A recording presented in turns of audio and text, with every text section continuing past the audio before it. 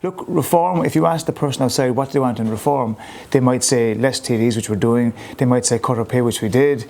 They might say less political representation, which we've done in terms of town councils. So what does reform mean? What do you want to have reform? I don't think you could have reform.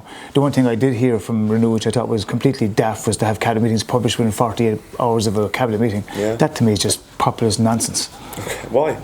Because you can't do it like that. People have a right to know what their ministers are talking about. They do have. They do have, and you know, there's a press briefing after most cabinet meetings. Members of the media have the cabinet information either before or after or during the cabinet meetings in some cases. But why not just put it all out there? I think it's done. I think there's a need to have a statute of limitation regarding the timeline, and I have no difficulty with that. That's served us well in the past. I think it doesn't. You can't hamstring ministers in making decisions.